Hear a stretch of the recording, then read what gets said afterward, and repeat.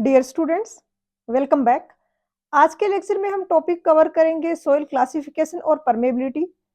पिछले लेक्चर में हमने देखा था कि कैसे हम पार्टिकल साइज डिस्ट्रीब्यूशन का कर्व प्लॉट कर सकते हैं। उससे हम D60, D10, D30 निकाल के CC और CU निकाल सकते हैं। तो आज हम देखेंगे कि कैसे हम CC और CU की हेल्प से कोर्स ग्रेन सॉइल्स का क्लासिफिकेशन करेंगे। और हमने फाइन ग्रेन सॉइल्स के लिए लिक्विड लिमिट, प्लास्टिक लिमिट ये कैसे निकालते हैं, ये सब पढ़ा पिछले लेक्चर में। आज हम ये देखेंगे कि लिक्विड लिमिट और प्लास्टिक लिमिट की हेल्प से कैसे हम क्लासिफिकेशन कर सकते हैं फाइन ग्रेन सॉइल्स का। तो स्टार्ट करते हैं। Indian standard soil classification system आपके सिलेबस में दिया गया है, तो हम इसी को डिटेल में डिस्कस करेंगे। सिर्फ सबसे पहले तो कोर्स ग्रेन्ड और फाइन ग्रेन्ड सॉइल्स, ये टर्म हम काफी टाइम से यूज करते आ रहे हैं अभी तक। थोड़ा सा मोटा मोटा आपको पता भी होगा कि जो स्मॉल साइज के पार्टिकल्स हैं उसको फाइन ग्रेन्ड बोल देते हैं, लार्ज साइज के जैसे ग्रेवल है उसको कोर्स ग्रेन्ड बोल देते हैं। बट एग्जैक्टली कैसे हम डिफ्रेंशिएट करेंगे, तो हम सॉइल का सैंपल लेंगे, उसको 75 माइक्रोन की सीयू से पास कराएंगे। अगर 50% से ज्यादा सैंपल रिटेन हो गया तो उसको कोर्स ग्रेन्ड सॉइल बोल देंगे, और 50% से ज्यादा अगर पास हो गया तो उसको फाइन ग्रेन्ड सॉइल बोल देंगे। नेक्स्ट है ऑर्गेनिक सॉइल, थर्ड वन। ये वो सॉइल है जिनमें large percentage of organic matter है और डिकम्पोज्ड वेजिटेशन है। जैसे कोई बहुत ही डेंस फॉरेस्ट है, उसमें सॉइल की आप अपर लेयर को कंसिडर करोगे तो उसमें प्लांट की लीव्स भी पड़े हैं, कुछ फ्लावर्स पड़े हैं, वो डिकम्पोज हो रहे हैं धीरे धीरे और लार्ज अमाउंट में है, तो वो ऑर्गेनिक सॉइल की कैटेगरी में जाएगी। अब यहाँ पर इंडियन स्टैंडर्ड सॉइल क्लासिफिकेशन में एक तो बेसिक क्लासिफिकेशन है जो सिर्फ हम पार्टिकल साइज पे और जो बिहेवियर है सॉइल का उसके बेसिस पे करते हैं, और दूसरा है वो फुली डिटेल्ड क्लासिफिकेशन है। तो बेसिक वाले क्लासिफिकेशन की बात करें तो कोर्स ग्रेन सॉइल्स है, इनको 4 पार्ट्स में डिवाइड किया है यहाँ पर। बाउल्डर क्या होंगे, बाउल्डर जो जिनका डाया है वो 30 सेंटीमीटर यानी 300 mm से लार्ज है, ये रॉक के पार्टिकल्स हो सकते हैं। उसके बाद कोबल है जिसका डाया 80 टू 300 के बीच में होगा। इन दोनों पे कभी कभी क्वेश्चंस पूछे जाते हैं और स्टूडेंट्स याद नहीं रख पाते। उसके बाद आता है ग्रेवल, इसका डाया होगा 80 mm से 4.75 mm के बीच की साइज का। उसके बाद आता है सैंड, सैंड को फर्दर 3 पार्ट्स में क्लासिफाई किया है। एक है 475 mm to 2 mm coarse sand, 2 mm से 425 माइक्रोन। माइक्रोन आई होप आपको पता होगा, ये होता है 10⁻⁻6 मीटर। तो 425 माइक्रोन यानी आप उसको mm में लिख सकते हो 0.425 mm। इसके बीच का साइज का मीडियम सैंड होगा, और फाइन सैंड होगा 425 माइक्रोन से 75 माइक्रोन की साइज का। उसके बाद आता है सिल्ट और क्ले फाइन ग्रेन सॉइल्स में। सिल्ट है वो 75 माइक्रोन से वो छोटे पार्टिकल्स, उनको सिल्ट बोला गया है, जिनका बिहेवियर या तो स्लाइटली प्लास्टिक है या फिर प्लास्टिक नहीं है बिल्कुल भी। क्ले उसको बोला है जिसका पार्टिकल साइज 75 माइक्रोन से छोटा है बट वो प्लास्टिक बिहेवियर शो कर रहा है। यहाँ पे कुछ स्टूडेंट्स को कंफ्यूजन हो सकता है, but Indian standard soil classification में ये दिया गया है। नॉर्मल अब आपको क्वेश्चन के हिसाब से देखना पड़ेगा, जज करना होगा कि क्या पूछना चाह रहा है एग्जामिनर। नॉर्मल कुछ कुछ क्लासिफिकेशंस है जहां पर लिमिट यूज की गई है कि 75 माइक्रोन से 0.2 नहीं 2 माइक्रोन तक का होगा, ये सिल्ट होगा, और 2 माइक्रोन से छोटा होगा वो क्ले होगा। Indian standard soil classification plastic behaviour के बेसिस पे क्लासिफाई करता है, पार्टिकल साइज में सेम ही दिया गया है यहाँ पर। और लास्ट वाला हो जाएगा ऑर्गेनिक मैटर, जो हम कर चुके हैं डिस्कस। नेक्स्ट आता है बहुत ही इंपॉर्टेंट ये ग्राफ यहाँ पे जिसको हम बोलते हैं प्लास्टिसिटी चार्ट। क्या होता है प्लास्टिसिटी चार्ट, यहाँ पर हम लिक्विड लिमिट लेते हैं, यहाँ पर हम प्लास्टिसिटी इंडेक्स लेते हैं। प्लास्टिसिटी इंडेक्स आईपी क्या होता है, liquid limit minus plastic limit. इसके बाद हम इसमें एक ए लाइन प्लॉट करते हैं। ए लाइन की इक्वेशन क्या होगी, IP is equal to 0.73 WL minus 20। इस इक्वेशन में आपको दिख रहा है कि लिक्विड लिमिट की वैल्यू अगर 20 हुई तो IP 0 होगा आपका, यानी इसका एक कोऑर्डिनेट, इसका स्टार्टिंग पॉइंट हो जाएगा 20 0। 20 0 कहाँ पे आ रहा है, ये आ रहा है, एक्स कोऑर्डिनेट 20 है, वाई कोऑर्डिनेट 0 है, तो ये यहाँ से स्टार्ट होते हुए इस तरीके से एक स्ट्रेट लाइन बनेगी। आपके सिलेबस में इंडियन स्टैंडर्ड क्लासिफिकेशन सिस्टम ही दिया गया है, बाकी इसके अलावा दूसरे क्लासिफिकेशन सिस्टम होते हैं उनमें भी प्लास्टिसिटी चार्ट यूज किया गया है, बट ये इक्वेशन आईपी की है, ये डिफर कर जाती है। आपको आईपी की इक्वेशन याद रखनी है और ग्राफ के मेन पॉइंट्स याद रखने हैं, जैसे ये और ग्राफ ऑब्वियसली किस-किस के बीच में बन रहा है ये भी। अब यहाँ पर फॉर एग्जांपल कोई सॉइल है, उसका आपको डेटा दिया गया है। तो आप क्या चेक करोगे सबसे पहले कि ये जो ग्राफ है इसमें वो सॉइल कहाँ प्लॉट होगी। अगर वो प्लास्टिसिटी चार्ट में ये जो आईपी की इक्वेशन बन रही है, ये जो स्ट्रेट लाइन बन रही है, इससे अगर ऊपर प्लॉट होती है तो हाईली प्लास्टिक सॉइल है, वो क्ले होगी। अगर नीचे आती है तो वो सिल्ट होगी। अब यहाँ पर एक हम एग्जांपल ले लेते हैं। फॉर एग्जांपल कोई सॉइल है जिसकी लिक्विड लिमिट है 40, प्लास्टिक लिमिट है 20। इसका आईपी आ जाएगा 20, 40 माइनस 20। अब इसको हम प्लॉट करेंगे तो कैसे करेंगे? मान लिया ये 40 है और ये यहाँ पे 20 आ रहा है। तो ये वाला पॉइंट ऐसा हो गया, ये वाला जिसके कोऑर्डिनेट्स हैं 40, 20, ये आपने सॉइल यहाँ पे प्लॉट कर दी। अब आप देख पा रहे हो कि ये जो प्लॉट हुई है सॉइल, ये ए लाइन से ऊपर है तो ये क्ले होगी। अब क्या होगा, यहाँ पर तो आपको ये इक्वेशन में ये दिख रही है इस ग्राफ में प्लॉट करके कि हाँ, ये यहाँ आ रही है। लेकिन एग्ज़ाम में आपको ग्राफ दिया हुआ नहीं होगा, आपको खुद से डिसाइड करना होगा। तो आपको ये आईपी की इक्वेशन भी ऑब्वियसली याद रखनी है और इससे आपको कैलकुलेट करना है कि ए लाइन की इक्वेशन है, उससे ये ऊपर होगा कि नीचे होगा। जैसे इससे आप आईपी कैलकुलेट करोगे तो 0.73 WL 40 माइनस 20, इसको अगर आप सोल्व करोगे तो ये 20 से कम आएगा। यानी ए लाइन आपकी नीचे है, आपकी सोइल ऊपर प्लॉट हो रही है, तो ये क्ले है। अब क्ले में भी 3 टाइप की क्ले होती हैं, लो कंप्रेसिबिलिटी की, हाई कंप्रेसिबिलिटी की, इंटरमीडिएट कंप्रेसिबिलिटी की।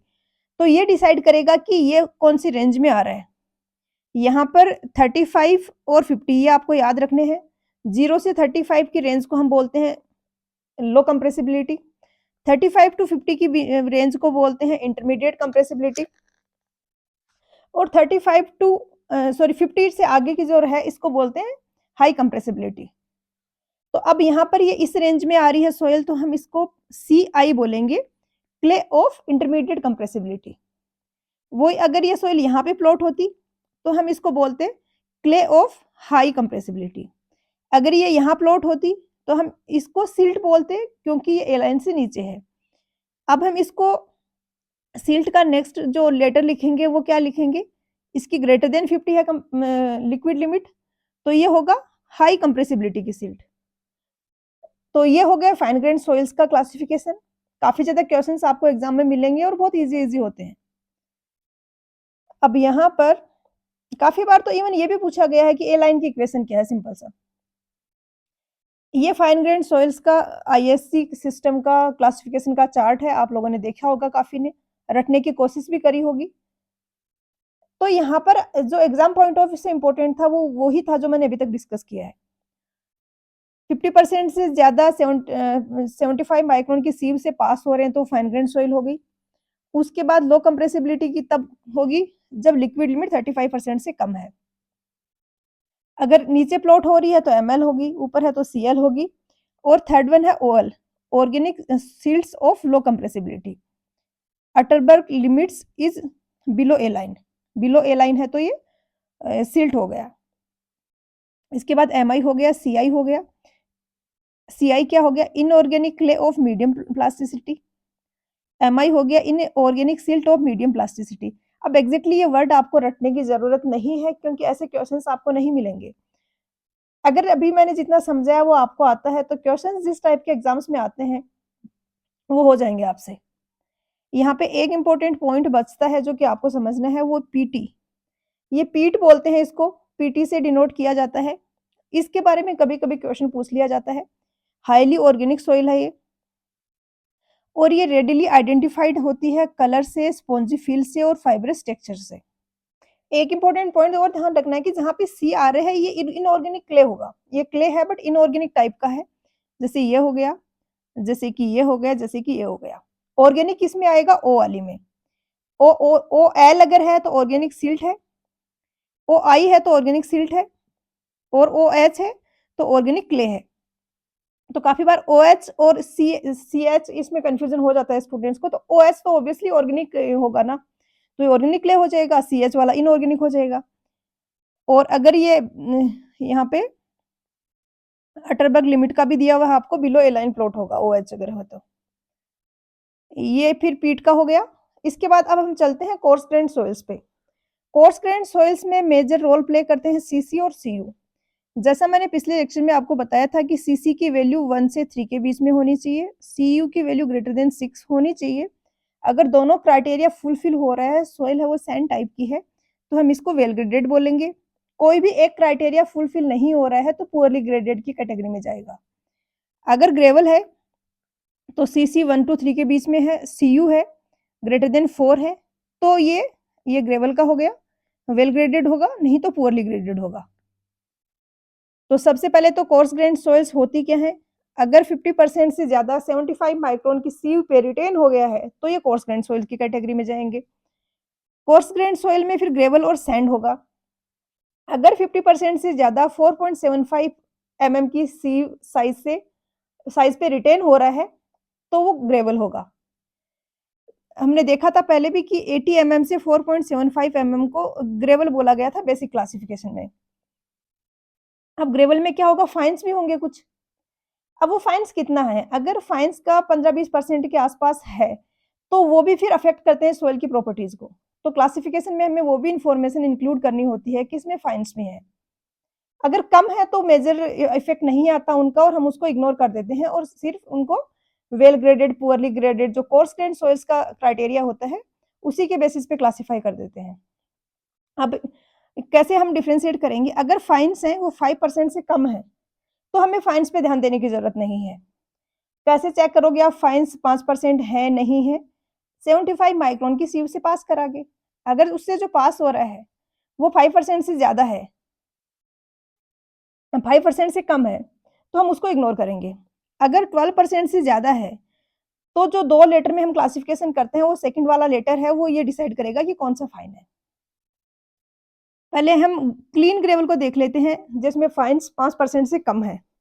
हम ये क्राइटेरिया चेक करेंगे जो मैंने अभी बताया। दोनों फुलफिल हो रहे हैं तो GW हो जाएगा। W वेल ग्रेडेड को रिप्रेजेंट कर रहा है यहाँ पर, P पुअरली ग्रेडेड को कर रहा है। तो दोनों फुलफिल नहीं हो रहे हैं तो GP हो जाएगा।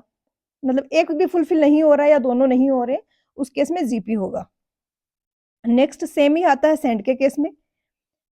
4.75 की सीव से 50% से ज्यादा पास हो रहे हैं तो वो होगी course grand soil. Course grand में 5% से कम अगर फाइन्स हैं तो SW और SP बोलेंगे। SW का क्राइटेरिया ये है। ध्यान रखना है कि सैंड का 6 होगा और ग्रेवल का फिर 4 हो जाएगा। दोनों में से एक भी क्राइटेरिया फुलफिल नहीं हो रहा है तो SP की कैटेगरी में आ जाएगा। अब अगर फाइन्स प्रेजेंट है तो क्या करें?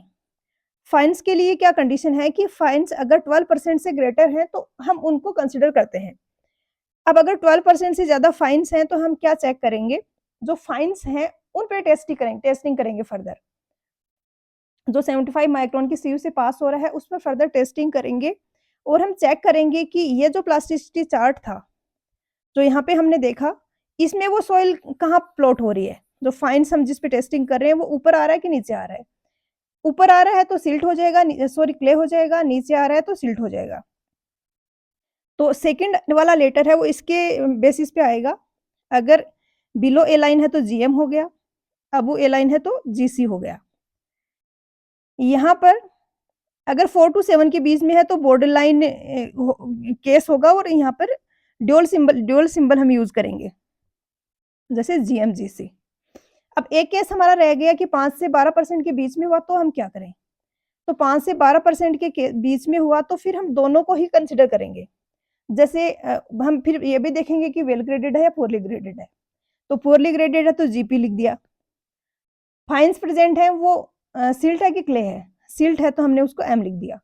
तो उसमें दोनों में ही हमें चेक करना पड़ेगा, फिर दोनों के अकॉर्डिंग हमें ड्यूल सिंबल देना पड़ेगा जैसे SW SC हो गया ये सब।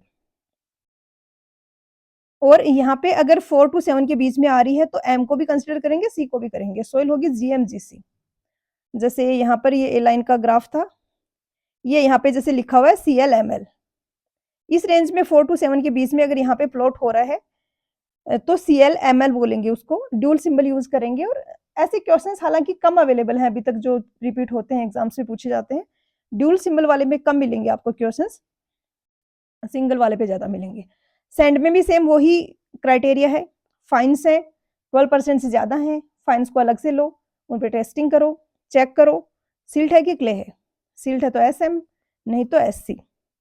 अगेन यहाँ पर भी वही क्राइटेरिया होगा, फाइन्स है वो 5 to 12% के बीच में अगर आ रहे हैं तो फिर हमारा क्लासिफिकेशन ऐसे होगा SWSM, SPSM, well graded sand, silty sand, well graded silty sand ऐसे कह सकते हो। SP poorly graded sand, SM silty sand. तो ये बाउंड्री क्लासिफिकेशंस भी हो गया। एक यहाँ पर फील्ड टेस्ट है, जैसे लेबोरेटरी का लिक्विड लिमिट, प्लास्टिक लिमिट का तो हमने देखा। कुछ फील्ड टेस्ट भी होते हैं कि फील्ड में आपको सैंपल को ऐसे ही बिना किसी इंस्ट्रूमेंट की हेल्प से कैसे पता कर लें कि क्ले है कि सिल्ट है। तो इसमें एक एक्सपेरिमेंट है जिस पर क्वेश्चंस कभी-कभी पूछे जाते हैं एग्जाम में। डायलेटेंसी का ये एक एक्सपेरिमेंट होता है। इसमें क्या करेंगे, स्मॉल पैट लेंगे हम मॉइस्ट सोइल का, उसमें वाटर ऐड करेंगे और उसमें सॉफ्ट कर लेंगे उसको और स्टिकी ना हो। ओपन पाम में हम उसको, जैसे आपका ये हथेली है, इसमें रखोगे और हाथ को दूसरे हाथ से टकरा के इसको मूव करवाना है। इससे क्या होगा, इसमें एक पॉजिटिव रिएक्शन आएगा और वाटर है वो वापस ही अपीयर हो जाएगा। क्या हुआ, पहले तो वो सैंपल बनाया आपने, उसको आपने थंब से अगर दबाया तो उसमें मॉइस्चर नहीं दिखेगा आपको, थोड़ा धीरे-धीरे आप उसको शेक कर रहे हो दूसरे हाथ से टकरा के, तो मॉइस्चर ऊपर वापस से आ जाएगा, ग्लोसी अपीयरेंस आ जाएगी। और अगर हम फिंगर से दबाते हैं तो ग्लोसी अपीयरेंस वापस से चली जाएगी। तो ये रिएक्शन क्विक होगा अगर सिल्ट है तो, और क्ले है तो स्लो होगा। मतलब जो मॉइस्चर का अपीयर होना डिसअपीयर होना हो रहा है, क्ले है तो स्लो होगा और सिल्ट है तो काफी फास्ट होगा। तो ये वो टॉपिक है। अब परमेबिलिटी पे चलते हैं। हेड ज्यादा है, दूसरी पे कम है, तो ऑब्वियसली वहां से फ्लो होना चाहेगा वाटर सोइल के अंदर से। अब वो कितना इजीली फ्लो हो सकता है, ये रिप्रेजेंट करता है परमेबिलिटी।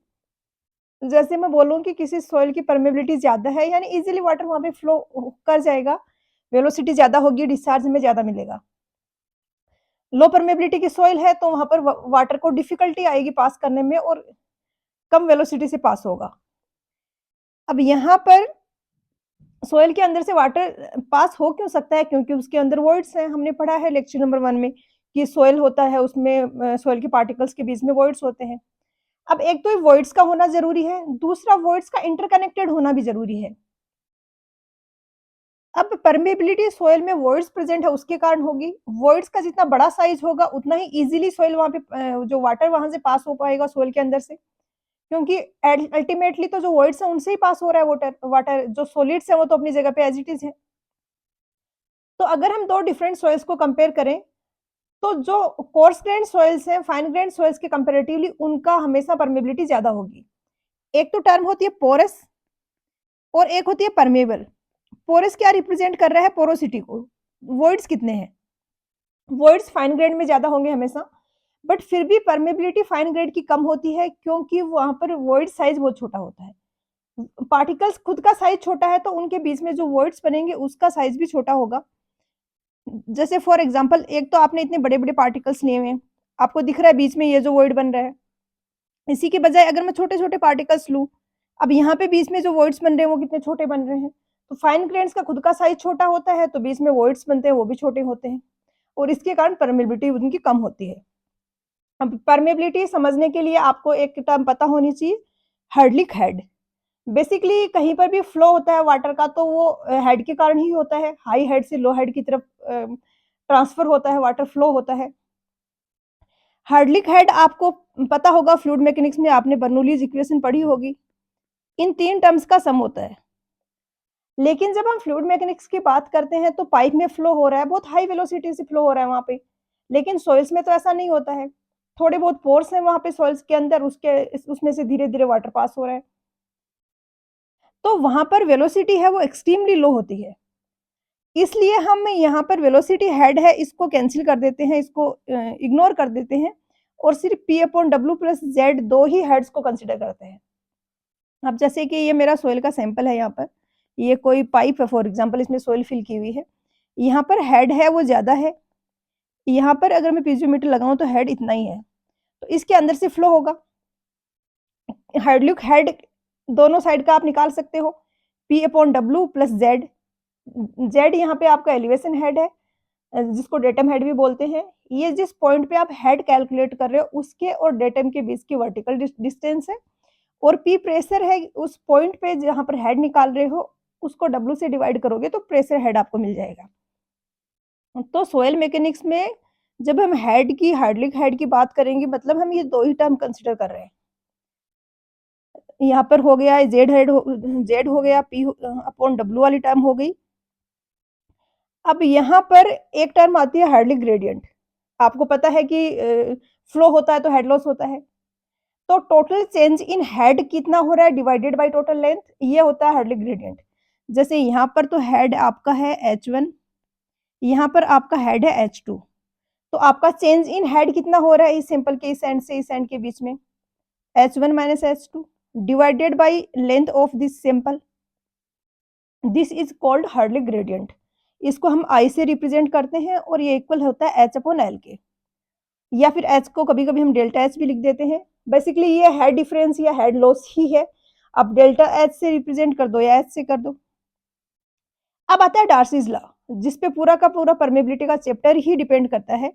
डार्सी एक साइंटिस्ट थे जिन्होंने बताया कि सोइल में से अगर कोई फ्लूइड फ्लो हो रहा है तो उसकी वेलोसिटी होगी वो के आई होगी।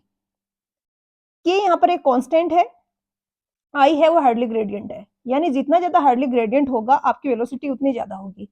के कांस्टेंट है, किस किस पर डिपेंड करता है ये, हार्डलिक हेड वगैरह की, सॉरी हार्डलिक हेड नहीं, जो सोइल है उसकी प्रॉपर्टीज पे डिपेंड करेगा, और जो उसमें लिक्विड फ्लो हो रहा है उसकी प्रॉपर्टीज पे डिपेंड करेगा।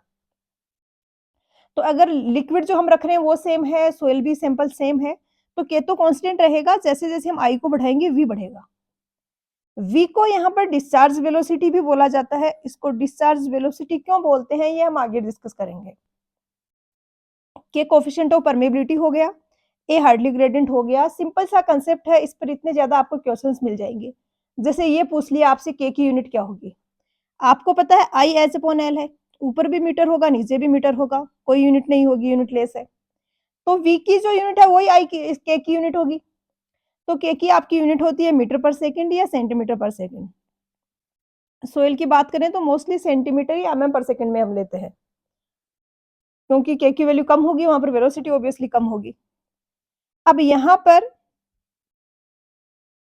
कभी कभी हम इस तरीके से भी डिफाइन कर सकते हैं, डेफिनेशन आपको मिलेंगी इस तरीके से कि हार्डली ग्रेडियंट 1 हो जाए तो वेलोसिटी आपकी परमेबिलिटी के इक्वल हो जाएगी, कोफिशिएंट ऑफ परमेबिलिटी के। यानी कोई ऐसी फ्लो कंडीशन है जहां पर हार्डली ग्रेडियंट 1 है, तो अब आपकी जो वेलोसिटी है हम उसको बोल देंगे कि ये परमेबिलिटी की वैल्यू है। ऑब्वियसली आई इक्वल हो 1 हो जाएगा तो वी और के इक्वल हो जाएंगे। यहाँ पर ये वैल्यूज बहुत ज्यादा इंपॉर्टेंट है एग्जाम पॉइंट ऑफ व्यू से। सबसे पहले तो आपको ये पता होना चाहिए कि ऑर्डर क्या है। क्लीन ग्रेवल जिसमें सबसे कम फाइन्स है, ये सबसे ऊपर हुआ। फिर कोर्स और मीडियम सैंड जो थोड़ा छोटे साइज के पार्टिकल्स हैं वो नीचे आया। फाइन सैंड और लूज सिल्ट उसके नीचे है। डेंस सिल्ट और क्ले सिल्ट। लूज डेंस का आई होप डिफरेंस समझ रहे हो। लूज मतलब पार्टिकल्स दूर दूर है, डेंस मतलब आपने उसको कॉम्पैक्ट कर दिया है। तो डेंस और लूज में क्या डिफरेंस होगा कि लूज में पार्टिकल्स ज्यादा पास पास आ गए हैं, वॉइड्स कम हो गए हैं, आपके वाटर का पास होना डिफिकल्ट होगा। तो डेंस सिल्ट और क्ले सिल्ट दोनों की काफी कम होती है, सिल्टी क्ले और क्ले की सबसे कम होती है। आई थिंक पूरा तो याद रखना डिफिकल्ट होगा, आप रखना चाहे तो बहुत अच्छी बात है, लेकिन अगर आप नहीं रख पा रहे हो तो आपको ये ऑर्डर जरूर पता होना चाहिए। काफी बार ऐसे क्वेश्चन दे देगा, ग्रेवल, सिल्ट, क्ले, और फिर यहाँ पे परमेबिलिटी की वैल्यू लिख देगा और पूछ लेगा कि मैच द फॉलोइंग। तो आपको अगर पता है कि सबसे बड़ी वाली वैल्यू ग्रेवल में जाएगी, उसके बाद वाली सिल्ट में जाएगी, उसके बाद वाली क्ले में जाएगी, 3 अगर ये टर्म्स आपको दी हैं तो। क्लीन ग्रेवल है, इसकी परमेबिलिटी सबसे ज्यादा होती है, क्ले की परमेबिलिटी सबसे कम होती है, ये भी आपको पता होना चाहिए। आगे अब हमने पढ़ तो लिया कि के है ये कोएफिशिएंट ऑफ परमेबिलिटी है, तो एक तो हम ये पढ़ेंगे अब कि इसको निकाल कैसे सकते हैं हम। दूसरा डॉर्सीज लॉ को हम अप्लाई तो कर रहे हैं, लेकिन क्या ये हर जगह वैलिड होगा, क्योंकि हर एक कोई फॉर्मूला होता है, उसकी लिमिटेशंस होती हैं। तो डार्सीज ने ये जो फ़ॉर्मूला दिया, इसमें इन्होंने अज़्यूम किया कि फ्लो है वो लेमिनार है। सॉइल मैकेनिक्स में जब फ्लो हो रहा होता है किसी फ्लूइड का, तो वहाँ पर फ्लो लेमिनार होने के लिए आरई की वैल्यू लेस देन 1 होनी चाहिए। तो अगर ये कंडीशन फुलफिल हो पा रही है, तो ही फ्लो लेमिनार रहेगा और तो ही हम डार्सीज लॉ अप्लाई कर पाएँगे। हालाँकि इसकी वजह से हमें इतनी ज़्यादा दिक्कत होती नहीं है, क्योंकि नॉर्मली जो सॉइल्स होती हैं, उनकी परमेबिलिटी कम ही होती है, तो वेलोसिटी कम रहती है और रेनॉल्ड्स नंबर है वो 1 से लेस देन 1 मतलब लेस देन 1 की रेंज में आ ही जाता है। ग्रेवल अगर क्लीन ग्रेवल है, तो वहाँ पर इश्यू हो सकता है, चेक करना पड़ेगा कि अप्लाई कर सकते हैं कि नहीं कर सकते। फ़ॉर्मूला ये वही है जो रेनॉल्ड नंबर का होता है आरई का, rho V D upon nu, nu यहाँ पर विस्कोसिटी है, जो फ्लूइड फ्लो हो रहा है अंदर से उसकी जो कि मोस्टली वाटर होता है एज़ ए सिविल इंजीनियर हमारे लिए। वी वेलोसिटी है, डी पार्टिकल साइज़ है, एवरेज पार्टिकल साइज़ है और रो है, ये मास डेंसिटी है। तो ये आप वैलिडिटी चेक कर सकते हो। अब यहाँ पर एक इक्वेशन है जिससे कि हम के है वो कैलकुलेट कर सकते हैं, एलन हेज़न फ़ॉर्मूला। ये आपको काफ़ी ज़्यादा मिलेगा एग्ज़ाम्स वगैरह में पूछा जाता है। एलन हेज़न फ़ॉर्मूला है, ये एक एम्पिरिकल मेथड है परमेबिलिटी मेज़र करने का। एम्पिरिकल मेथड अगर आपको पता नहीं है क्या होते हैं, तो मैं बता देती हूँ। आप क्या होता है कि लैब में बहुत सारे सैंपल्स लेते हो और उनमें टेस्टिंग करते हो। फॉर एग्ज़ाम्पल ये वाला फ़ॉर्मूला बनाया गया, तो परमेबिलिटी और डी में बहुत सारी टेस्टिंग की गई और टेस्ट कर के एक रिलेशन डिटरमाइन कर लिया कि डी को चेंज करने से के इस तरीके से चेंज हो रहा है, ये रिलेशनशिप है इन दोनों के बीच में। तो ये फ़ॉर्मूला बन जाता है एक्सपेरिमेंटल रिजल्ट से सिर्फ, कोई हम मैथमेटिकली इसको डिराइव नहीं कर सकते। अब यहाँ पर D10 यूज़ हो रहा है। आपको याद हो तो सॉइल क्लासिफिकेशन वाले चैप्टर में मैंने सॉइल क्लासिफिकेशन से भी पहले पार्टिकल साइज़ डिस्ट्रीब्यूशन वाले में मैंने आपको बताया था कि D10 है, ये इफेक्टिव साइज़ भी बोलते हैं इसको। इफेक्टिव साइज़ है क्या D10? वो पार्टिकल साइज़ जिससे 10% पार्टिकल्स हैं वो फाइनर हैं। तो यहाँ पर आपको C की वैल्यू भी याद रखनी है। इस पर थ्योरेटिकल क्वेश्चंस भी आपको एलन हेज़र फॉर्मूले पे मिल सकता है। न्यूमेरिकल्स भी पूछे जा सकते हैं, वैल्यू 100 टू 150 है, आप 100 लेके कर लोगे तो आई थिंक हो जाएगा आपका आंसर मैच। D10 आपको क्वेश्चन में दिया गया होगा कि आप इससे निकाल सकते हो। यहाँ पर हम एकदम से एलन हेज़न को क्यों डिस्कस कर रहे हैं? इसका रीज़न ये है कि यहाँ पर ये जो है ना फॉर्मूला बन रहा है, इसमें अगर मैं V को KI लिख दूँ, K मुझे इस फॉर्मूले से पता है, C D10 का स्क्वायर इंटू I आ गया।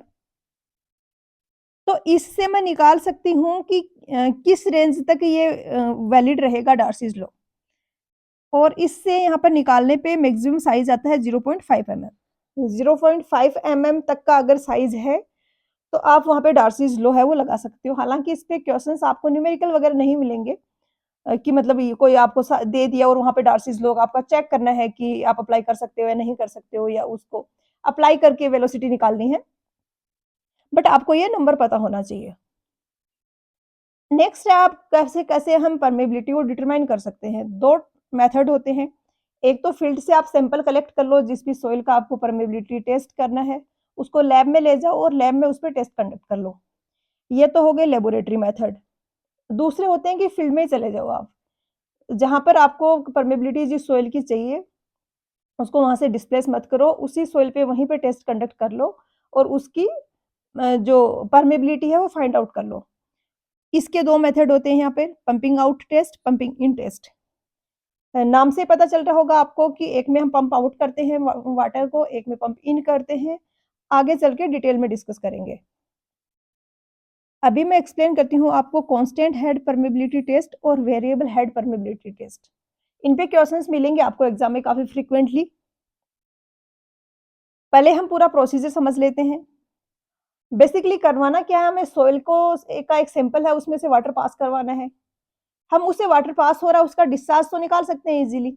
जैसे कि ये मैंने यहाँ पे सॉइल का सैंपल लिया हुआ है। इस पे मैंने हेड अप्लाई किया यहाँ पे। यहाँ पर हेड है ये और यहाँ पर हेड है ये।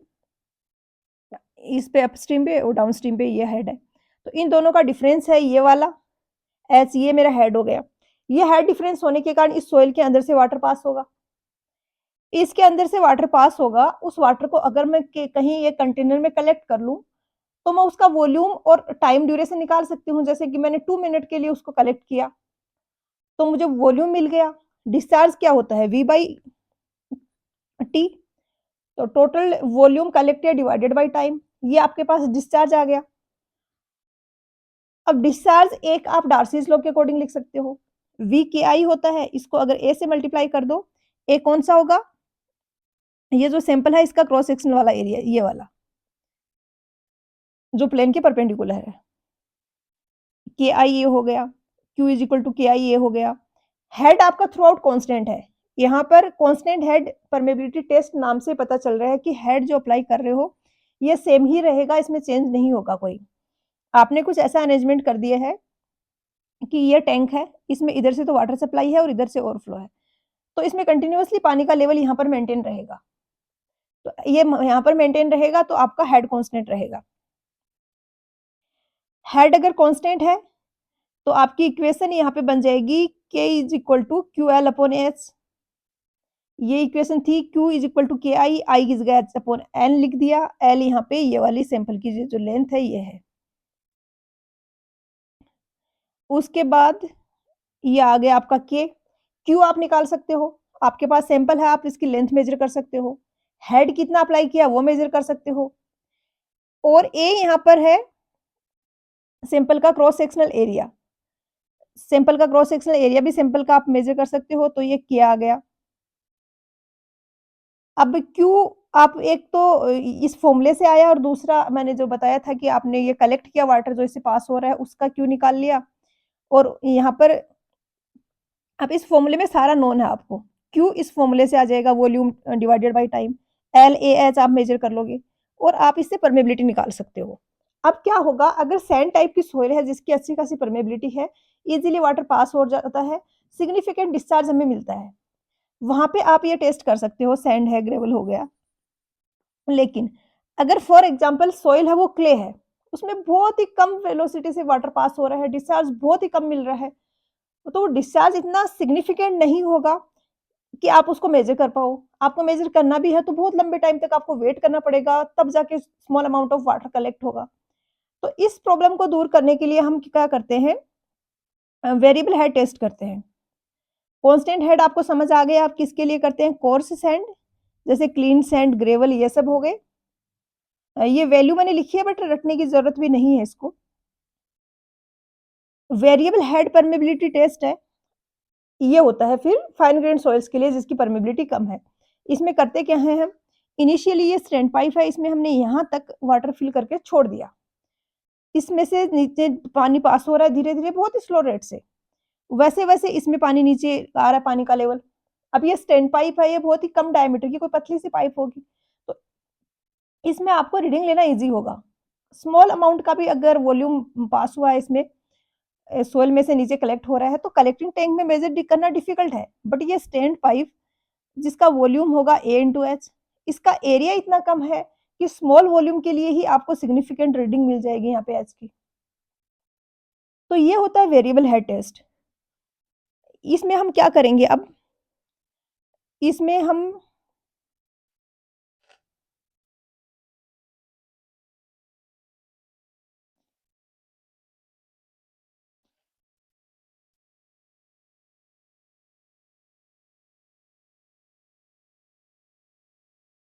जैसे कि ए इसमें क्रॉस सेक्शनल एरिया है, ये स्टैंड पाइप है इसका, डी एच यहाँ पे हेड लॉस हो रहा है, हम स्मॉल ड्यूरेशन ले रहे हैं।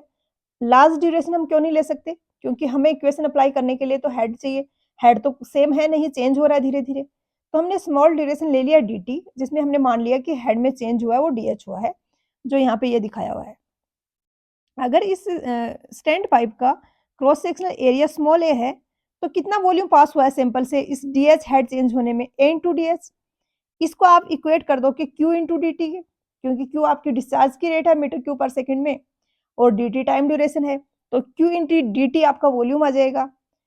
ए डॉट डी एस भी वॉल्यूम है, दोनों वॉल्यूम्स को इक्वेट कर दिया। क्यू कैसे लिख सकते हो, ए इंटू के इंटू आई करके लिख सकते हो।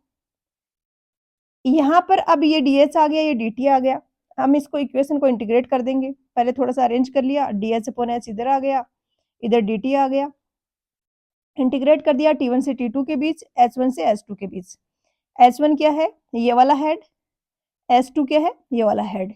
हमने एक ड्यूरेशन का एक्सपेरिमेंट कंडक्ट किया, तो इनिशियली हेड यहाँ था, कुछ टाइम बाद जब एक्सपेरिमेंट खत्म हुआ तो हेड यहाँ आ गया। तो हमने H1 H2 ले लिया। इनमें कितना T1, यहाँ पर T1 क्या था, मतलब 5 सेकंड था फॉर एग्जांपल, ये T2 हो गया 10 सेकंड, तो हमने ये वैल्यू रख दी। अब इसको आप इंटीग्रेट करोगे, ये डेरिवेशन आपके लिए इंपॉर्टेंट नहीं है, मैं जस्ट एक्सप्लेन कर रही हूँ तो थोड़ा सा कंसेप्ट क्लियर हो जाए। बाकी एट लास्ट आपको फॉर्मूला ही याद रखना है, और बार बार आपको जब रिवाइज कर रहे हो तो डेरिवेशन में जाना भी जरूरत नहीं है आपको। तो ये हो गया। इसके बाद इसमें ये आ गया T2 माइनस T1, और ये अलग log E H1 upon H2 आ गया। यहाँ से क्या आ जाएगा, ये log E को आप 2.3 इंटू log 10 लिख सकते हो, क्योंकि log 10 की वैल्यूज आप याद रख लेते हो जनरली, log 2 3 न्यूमेरिकल्स अगर आए तो उस फॉर्म में कन्वर्ट कर दिया है यहाँ पर।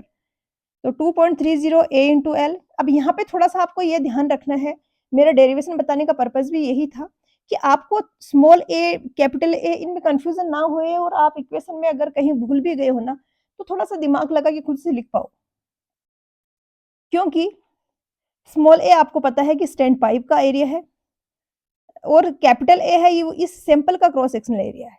जब आप यहाँ लिख रहे हो के आई वेलोसिटी इंटू एरिया, तो इस सैंपल का एरिया लोगे आप यहाँ पे,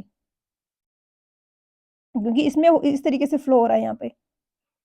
तो ये आपकी इक्वेशन आ गई, फाइनल रिजल्ट आपका ये आ गया। ये हो गया वेरिएबल हेड के लिए। कब यूज करेंगे? फाइन सैंड या सिल्ट जिनकी परमेबिलिटी कम हो। अब एक टर्म आती है सीपेज वेलोसिटी। हमने अभी तक वेलोसिटी देखी क्या होती है, डार्सीज लॉ से निकाला। मैंने बताया था कि वो डिस्चार्ज वेलोसिटी है। क्यों बोलते हैं उसको डिस्चार्ज वेलोसिटी? जैसे फॉर एग्जांपल ये क्रॉस सेक्शन एक है, दूसरा क्रॉस सेक्शन है, और ये आपका सॉइल का सैंपल है, इसके अंदर से वाटर फ्लो हो रहा है। इसमें जो भी डिस्चार्ज पास हो रहा है उसको अगर मैं इस सैंपल के क्रॉस सेक्शनल एरिया से डिवाइड करूं तो उसको बोला जाएगा डिस्चार्ज वेलोसिटी। और यही वेलोसिटी वो है जो हम डार्सीज लॉ से निकालते हैं के आई निक करके। बट क्या एक्चुअल में इसी वेलोसिटी से वाटर फ्लो हो रहा होगा सॉइल के अंदर? नहीं हो रहा होगा, क्योंकि सॉइल में जो वाटर फ्लो हो रहा है वो तो सिर्फ वॉइड्स में से हो रहा है ना। जैसे यहाँ पे मैं बनाऊं तो ये एक लार्ज, ये सॉइल का पार्टिकल है, ये सॉइल का पार्टिकल है, ये पार्टिकल है, ये पार्टिकल है, बीच में मैं वॉइड्स बनाती हूँ, ये वॉइड्स हैं। तो जो आपको ये ब्लू कलर के वॉइड्स दिख रहे हैं, वाटर तो सिर्फ यहीं से पास हो रहा है ना, जहाँ पे सॉलिड्स है वहां से तो नहीं पास हो सकता।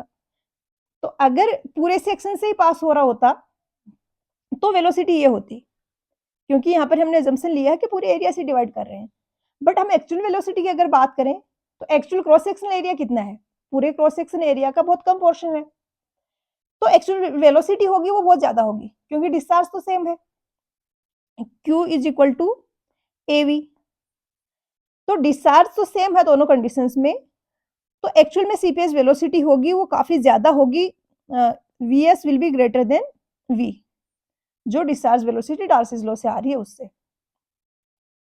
अब यहाँ पर सीपीएस वेलोसिटी और इन दोनों के बीच में आप रिलेशन निकाल सकते हो। आपको पता है VS बड़ा होगा, क्योंकि एक्चुअल में जो सीपेज फ्लो हो रहा है उसका वॉइड से हो रहा है, और वॉइड्स का एरिया कम है। ये दोनों रिलेटेड होती हैं पोरोसिटी से। तो अब आप लिख सकते हो कि VS इक्वल होगा V अपॉन एन के। V अपॉन एन के क्यों होगा? क्योंकि n हमेशा 1 से छोटा होगा, n हमेशा 1 से छोटा होगा, तो VS हमेशा V से बड़ा आएगा। किसी भी नंबर में आप 1 से छोटी संख्या से डिवाइड करोगे तो आपको उस नंबर से बड़ा नंबर मिलेगा। तो इस तरीके से आप इसको याद रख सकते हो। इस पर भी न्यूमेरिकल्स आते हैं कि पोरोसिटी ये है, जो डार्सीज लॉ के अकॉर्डिंग वेलोसिटी है, या नॉर्मली डिस्चार्ज वेलोसिटी लिखा जाता है। डिस्चार्ज वेलोसिटी ये है, तो इस केस में यहाँ पे सीपीएस वेलोसिटी क्या होगी? बहुत ही सिंपल सी चीज है। अब जैसे कि V is equal to K आई किया था हमने डार्सीज लॉ में, वैसे ही हम सीपीएस को भी इस तरीके से लिख सकते हैं। बट ये कांस्टेंट और ये कांस्टेंट सेम नहीं होंगे। के को हम परमेबिलिटी बोलते हैं, केपी को हम बोलेंगे कोफिशिएंट ऑफ परकोलेशन। ये होता है कोफिशिएंट ऑफ परकोलेशन, ये आप याद रखोगे। अब आता है सबसे इंपॉर्टेंट टॉपिक परमेबिलिटी का ऑब्जेक्टिव एग्जाम के पॉइंट ऑफ व्यू से, कि फैक्टर्स कौन कौन से हैं जो इसको अफेक्ट करते हैं। यहाँ पर ये फॉर्मूला आपको बहुत अच्छे से रट लेना है, नींद में भी कोई उठा के पूछे तो आप ये फॉर्मूला सही सही बता दो, क्योंकि इस फॉर्मूले में बहुत सारे क्वेश्चंस बनते हैं, बहुत ज्यादा। और वो बहुत फ्रीक्वेंटली पूछे जाते हैं एग्ज़ाम्स में। काफ़ी बार तो फ़ॉर्मूला भी पूछ लिया जाता है। के परमेबिलिटी है, सी एक कोएफ़िशिएंट है। कोएफ़िशिएंट किस-किस पे डिपेंड करता है? Shape of the flow passage यानी पार्टिकल साइज़ पे सॉइल के और स्ट्रक्चरल अरेंजमेंट पे। मतलब पार्टिकल्स का साइज़ क्या है और स्ट्रक्चरल अरेंजमेंट किस तरीके से है पार्टिकल्स का। ये हो गया। गामा डब्ल्यू है जो सॉइल में से पास हो रहा है, जो कि मोस्टली वाटर होता है एज़ अ सिविल इंजीनियर हमारे लिए। तो वाटर का यहाँ पे यूनिट वेट हो गया। म्यू है ये वाटर की विस्कोसिटी हो गई। ई है ये सॉइल है उसका वॉइड रेशियो है। डी है वो सॉइल का पार्टिकल साइज़ है। अब कैसे-कैसे ये इफ़ेक्ट करते हैं? सबसे पहले तो आता है पार्टिकल साइज़। पार्टिकल साइज़ जितना बड़ा होगा परमेबिलिटी भी उतनी ज़्यादा होगी क्योंकि के है वो डी स्क्वायर के मतलब के है वो डी के स्क्वायर के प्रोपोर्शनल है। ये हो गया। नेक्स्ट आता है आपका फैक्टर जो परमेबिलिटी को अफ़ेक्ट करता है, शेप ऑफ पार्टिकल्स। अगर एंगुलर पार्टिकल और राउंडेड पार्टिकल हैं और वॉइड रेशियो दोनों के लिए सेम है, तो इस केस में क्या होगा एंगुलर वाले में परमेबिलिटी की वैल्यू कम होगी, क्योंकि एंगुलर में आपको पता है सरफेस एरिया ज़्यादा होता है। जैसे कि ये एंगुलर है फॉर एग्ज़ाम्पल या फिर थोड़ा ढंग से बनाते हैं, कैसे होता है एंगुलर पार्टिकल जैसे ऐसे-ऐसे, ऐसे कुछ है और ये ग्राउंडेड है। तो आपको दिख रहा है कि सरफेस एरिया इसका ज़्यादा है एंगुलर का। एंगुलर का सरफेस एरिया ज़्यादा होगा, इसके कारण ये जो पाथ है, जो फ्लो है, उसको ज़्यादा ऑब्स्ट्रक्ट करेगा। पासेज है वाटर का उसको ज़्यादा अफ़ेक्ट करेगा क्योंकि ज़्यादा सरफेस पर अब उसको फ्रिक्शन है उसको झेलना है। तो शेप ऑफ पार्टिकल्स तो आपका हो गया। वॉइड रेशियो में क्या होगा ये बेसिकली टर्म तो ये आ रही है, लेकिन आप ऑल ओवर देखोगे तो कुछ ऐसा रिलेशन बनेगा कि के है वो ई स्क्वायर के प्रोपोर्शनल है। तो वॉइड रेशियो जितना ज़्यादा होगा परमेबिलिटी उतनी ही ज़्यादा होगी। लेकिन अगेन आपको बहुत अच्छे से ये चीज़ ध्यान में रखनी है कि फाइन ग्रेन्ड सॉइल्स की परमेबिलिटी कम होती है, क्योंकि सिर्फ ई ही नहीं डी भी तो रोल प्ले करता है। तो ई no doubt fine grained soils का ज़्यादा होता है। लेकिन डी जो है ना डायमीटर जो पार्टिकल साइज़ पार्टिकल्स का डायमीटर वो कोर्स ग्रेन्ड सॉइल्स में बहुत ज़्यादा होगा और इसके कारण दोनों का इफ़ेक्ट देखें तो कुल मिला के कोर्स ग्रेन्ड सॉइल की परमेबिलिटी ज़्यादा निकल के आती है। प्रॉपर्टीज़ ऑफ वाटर अब प्रॉपर्टीज़ ऑफ वाटर में भी देखें तो ये गामा डब्ल्यू के तो प्रोपोर्शनल है और म्यू के इनवर्सली प्रोपोर्शनल है। अब टेम्परेचर बढ़ाते हैं तो दोनों कैसे चेंज होते हैं? टेम्परेचर आप बढ़ाओगे तो एक्सपांड करेगा कोई भी फ्लूइड है वो। गामा डब्ल्यू आपका होता है एम अपॉन वी। वॉल्यूम आपका बढ़ेगा तो गामा डब्ल्यू घटेगा। म्यू आपका टेम्परेचर बढ़ाने से आपने फ्लूइड मैकेनिक्स में पढ़ा होगा, टेम्परेचर बढ़ाएँगे तो ये म्यू कम हो जाएगा इसका। म्यू कम हो जाएगा तो के बढ़ेगा।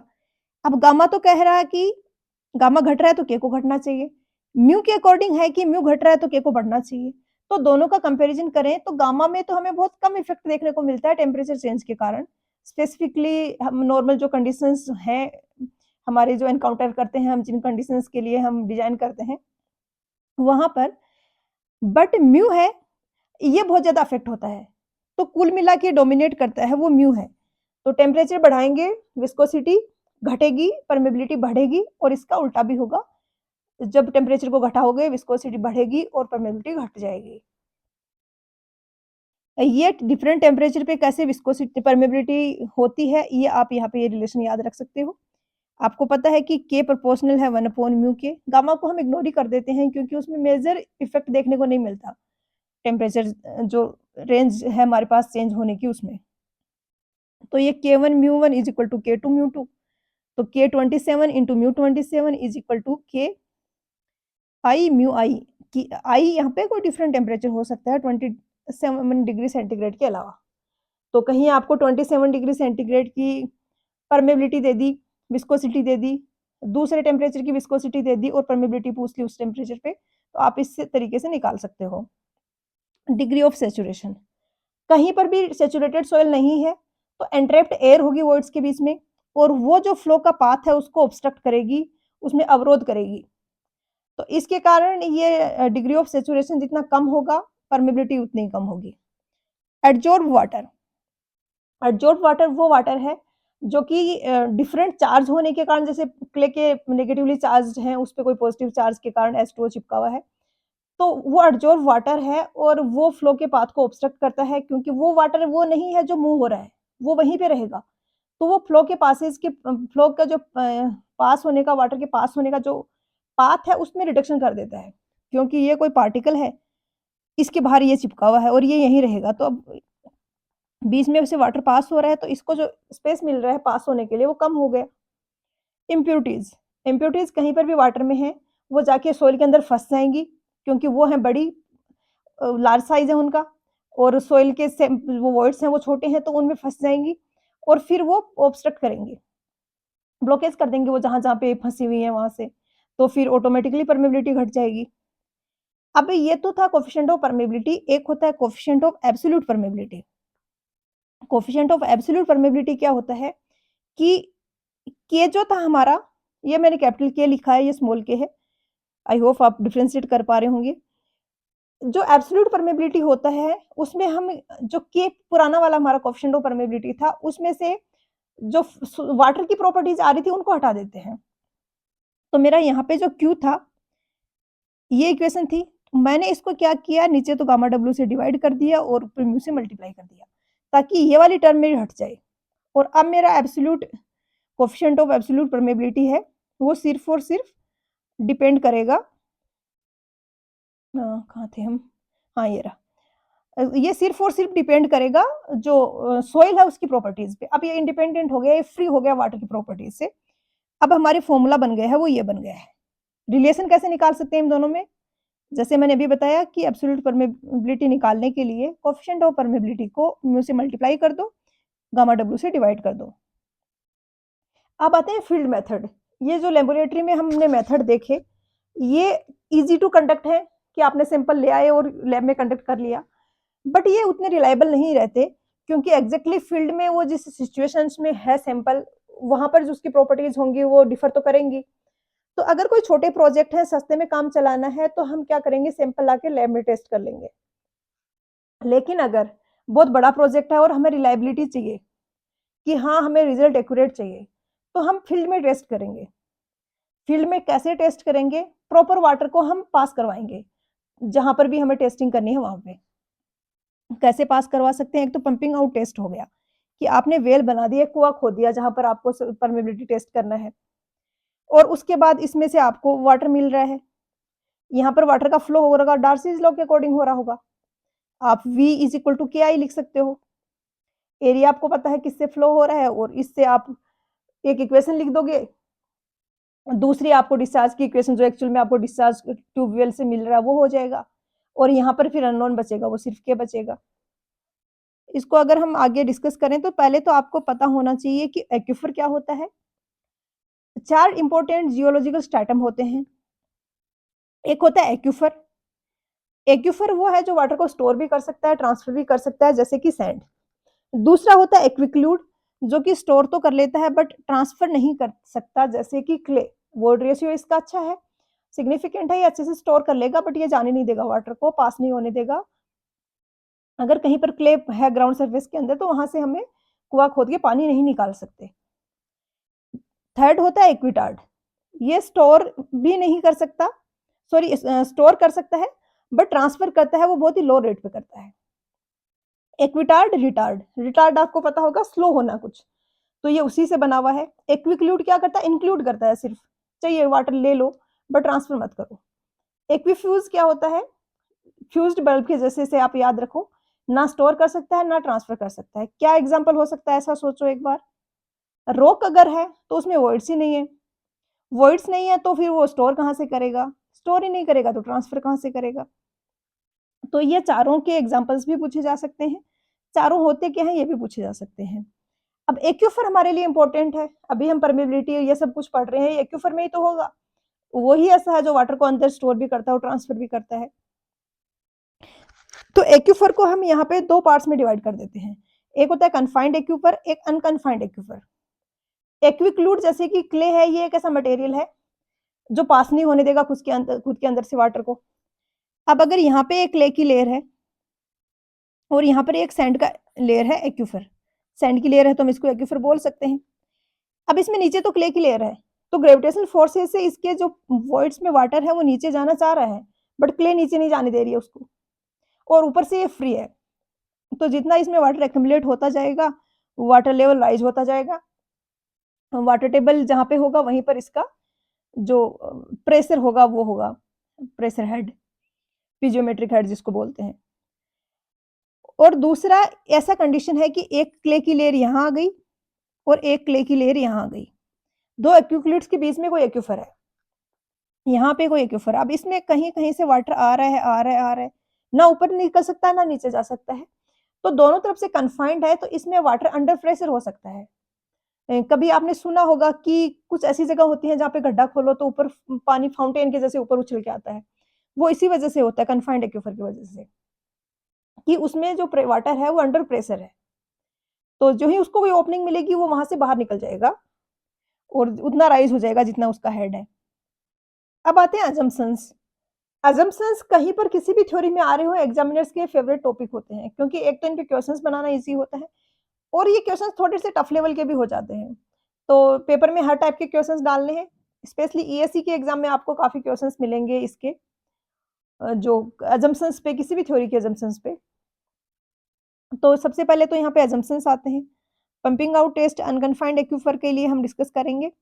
अजम्पशंस है वो अनकन्फाइंड और कन्फाइंड एक्यूफर दोनों के लिए ही सेम है। यहाँ पे मैंने अनकन्फाइंड एक्यूफर के अंदर इनको डिस्कस कर लिया है, लिख दिया है, बट ये दोनों में एप्लीकेबल होंगे।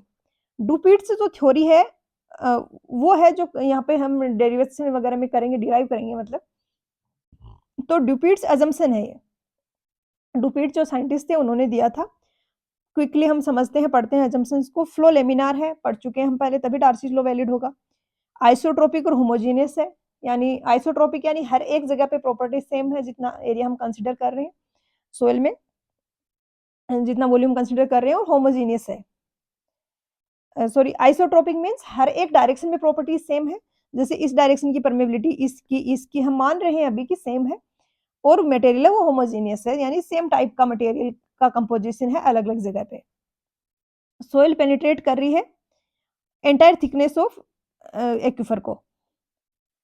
फ्लो है वो स्टेडी है, सॉरी नेक्स्ट है कि यहाँ पे ये वेल होगा। वेल आपका जो है वो पेनिट्रेट कर रहा है एंटायर थिकनेस ऑफ एक्यूफर को। फ्लो जो हो रहा है वो स्टेडी फ्लो हो रहा है, टाइम के साथ चेंजेस नहीं हो रहे हैं फ्लो में। कोफिशिएंट ऑफ परमेबिलिटी है वो कांस्टेंट रहेगा थ्रू आउट द टेस्ट। हालांकि हमने देखा कि कितने सारे फैक्टर्स पे क्या डिपेंड करता है, बट हम अज्यूम कर रहे हैं यहाँ पर कि क्या कांस्टेंट रहेगा। Natural ground regime conditions remain constant, जो भी नेचुरल फैक्टर्स कंसीडर हो रहे हैं वहाँ पे इफेक्ट कर रहे हैं वो सेम रहेंगे। हार्डली ग्रेडियंट लाइन है उसका स्लोप सेम है। ये हम यहाँ पे अजम्पशन इसलिए लेते हैं कि बेसिकली स्लोप तो है वो साइन थीटा की फॉर्म में होना चाहिए, बट हम इसको साइन थीटा की जगह टेन थीटा लिख देते हैं। तो टेन थीटा लिख रहे हैं तो भी अगर थीटा की वैल्यू स्मॉल हुई तो ये कोई इफेक्ट नहीं देखने को मिलेगा, हमें इसकी वजह से कोई एरर नहीं आएगी सिग्निफिकेंट। तो इसलिए ये हम अजम्पशन लेते हैं। अब क्या होता है कि ये है confined aquifer, sorry unconfined aquifer. Unconfined aquifer के केस में फ्लो हो रहा है, ये है आपका ये ग्राउंड सरफेस।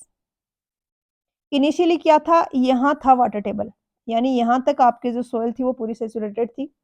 ये नीचे कोई क्ले की या कोई और रॉक की लेयर है जो कि वाटर को ट्रांसफर नहीं होने दे रही है।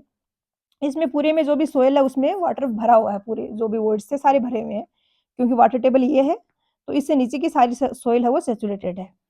अब क्या हुआ, हमने बनाया यहाँ पर एक ट्यूबवेल, ये हमने एक ट्यूबवेल बना दिया और हमने इस ट्यूबवेल से वाटर एक्सट्रैक्ट करना स्टार्ट किया।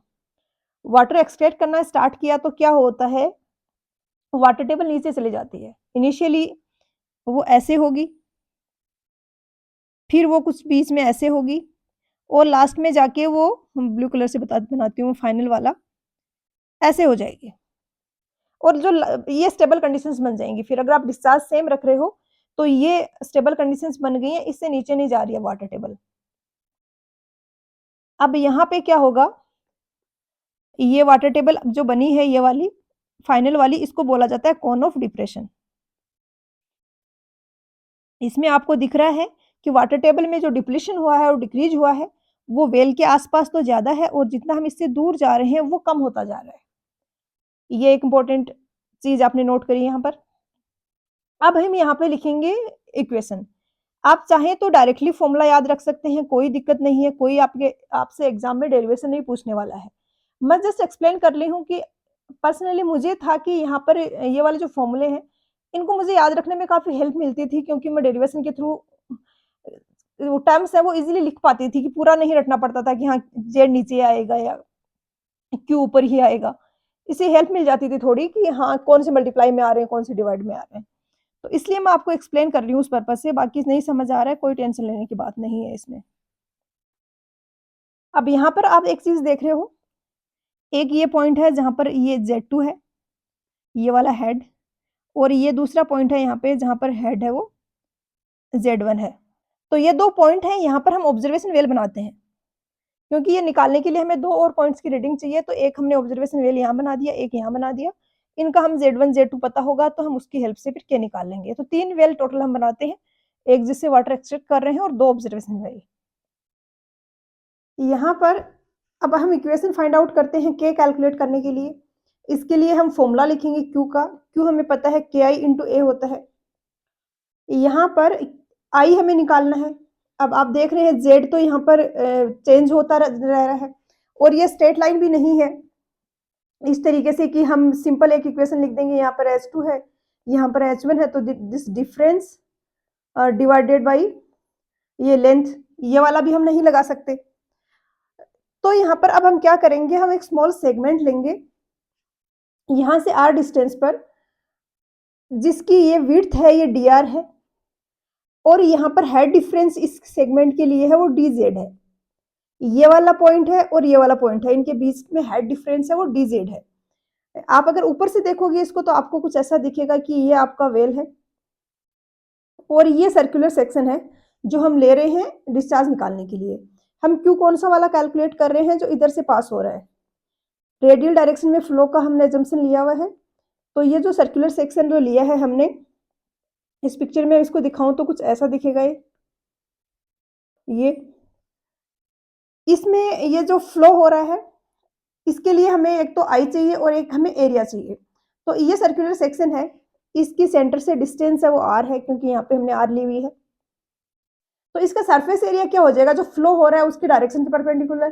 कहीं पर भी हम डिस्चार्ज की इक्वेशन लिखते हैं तो वेलोसिटी का जो फ्लो की डायरेक्शन है उस पर परपेंडिकुलर वाला हम क्रॉस सेक्शनल एरिया लेते हैं। जैसे कि पाइप फ्लो है, ये फ्लो की डायरेक्शन है तो हम ये वाला एरिया लेंगे।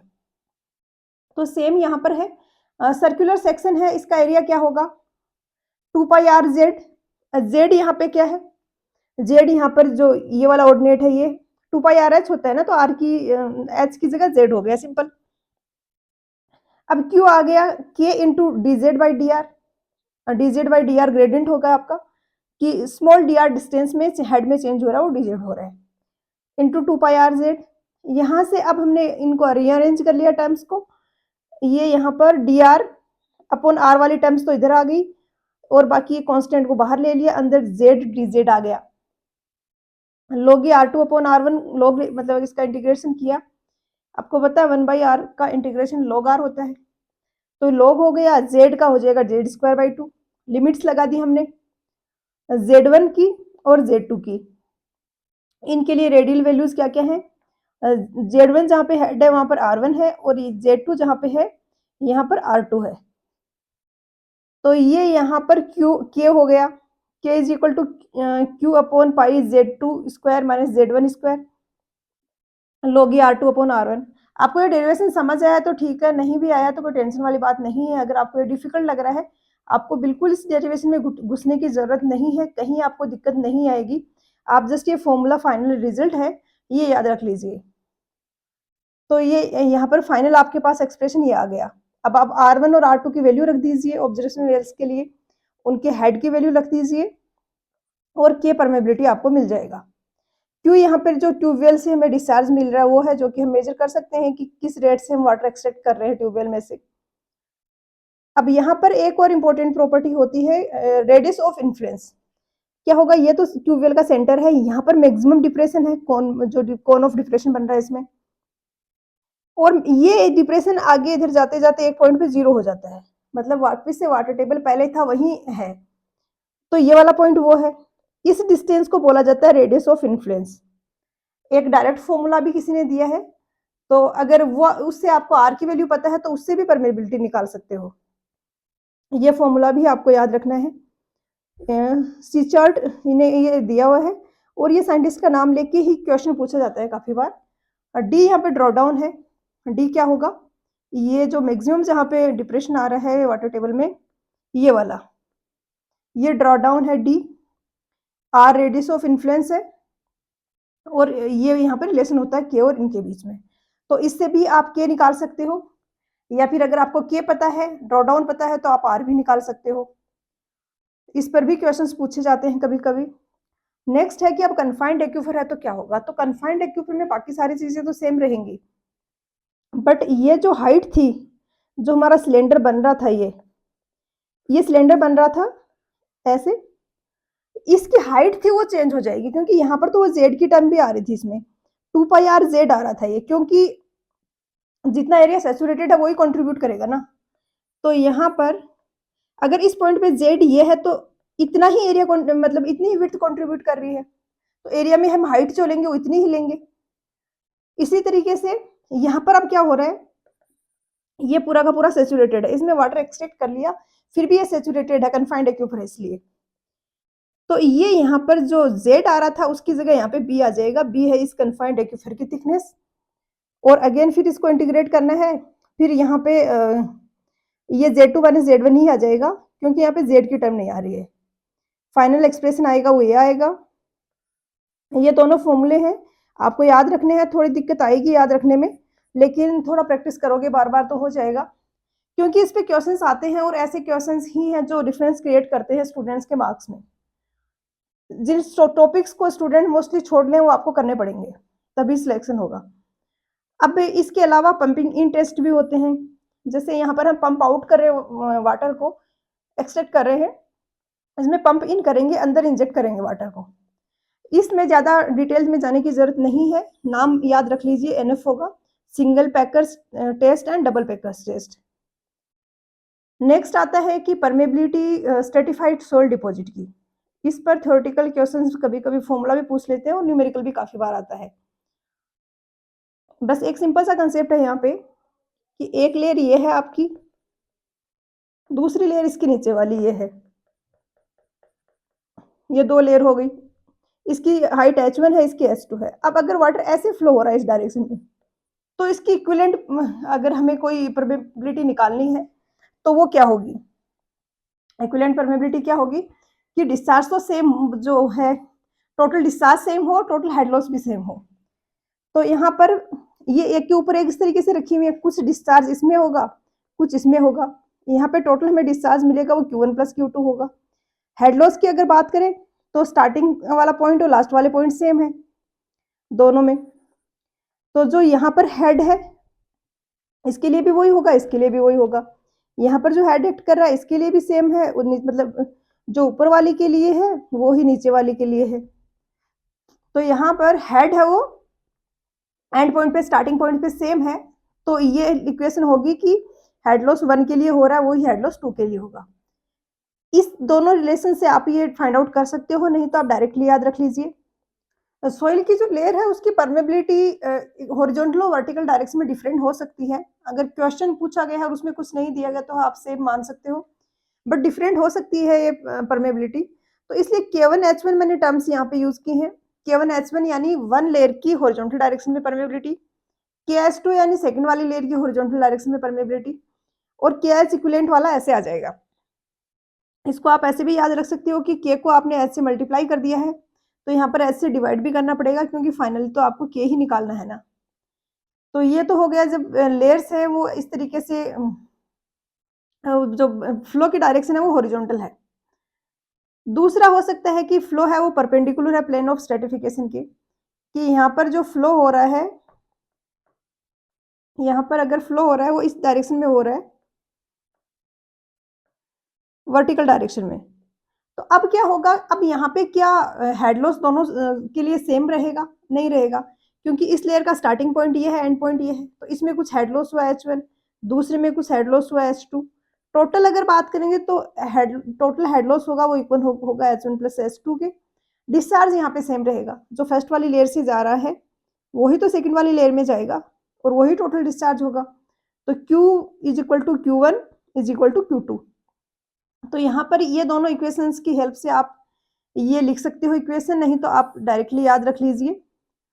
डिफिकल्ट नहीं है ज़्यादा याद रखना, बस वही है कि वन टोटल इसको आप सिग्मा एच लिख सकते हो अपॉन केवी, H1 upon KV1, H2 upon KV2। बस आपको इतना याद रख लेना है कि अगर के की वैल्यू सेम है हॉरिजॉन्टल और वर्टिकल डायरेक्शन में, और सेम हमने सॉइल की लेयर्स कंसीडर की हुई हैं, तो वर्टिकल डायरेक्शन जो ये वाली डायरेक्शन है, इसमें हमें के इक्विवेलेंट मिलेगा, वो कम मिलेगा, इस वाली डायरेक्शन में ज़्यादा मिलेगा। और ये आपको इस फॉर्मूले से भी आइडिया लग रहा होगा। फॉर एग्जाम्पल इक्वल थिकनेस की लेयर है, आप अगर इससे निकालो के एच तो क्या होगा, 1 मीटर मान लिया दोनों की थिकनेस है, इसकी परमेबिलिटी 2K है और इसकी परमेबिलिटी K है, तो आपका रिजल्टेंट कैसे आएगा, 2K plus K divided by 2 total thickness, तो ये हो जाएगा 1.5K। अब आपको जो रिजल्टेंट मिल रहा है वो 1.5K मिल रहा है, इन दोनों के बीच का मिल रहा है। वहीं पर आप अगर इसमें देखोगे तो इसमें आपका 2/KV upon 1 is equal to 1/K plus 1/2K। इसको आप अगर आगे सोल्व करोगे और आप KV निकालोगे इससे, तो ये आएगा 2 इंटू 2K, ऊपर आएगा 1 प्लस 2, यानी 4/3K।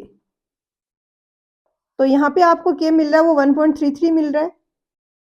तो वर्टिकल डायरेक्शन में परमेबिलिटी कम मिल रही है। आप इसको इस तरीके से भी याद रख सकते हो कि अगर इस डायरेक्शन में फ्लो हो रहा है तो क्या होगा, इंडिविजुअल लेयर्स को क्रॉस करना होगा, जबकि इस डायरेक्शन में पास हो रहा है तो क्या बेनिफिट है कि जिस डायरेक्शन में परमेबिलिटी ज्यादा है, पास होना इजी है फ्लूइड का, फ्लूइड उधर से ज्यादा क्वांटिटी पास हो जाएगा, तो जो रेजिस्टेंस वाला जो ज्यादा मिल रहा था उसके लिए उतनी दिक्कत नहीं होगी, उसको उतना फेस नहीं करना पड़ेगा। वहीं पे अगर इस डायरेक्शन में फ्लो हो रहा है वर्टिकल डायरेक्शन में, तो हर लेयर को इंडिविजुअली क्रॉस करना है, तो जिसकी परमेबिलिटी बहुत कम है उसको भी क्रॉस करना है, तो इस कारण यहाँ पर इक्विवेलेंट परमेबिलिटी हमें कम मिलती है।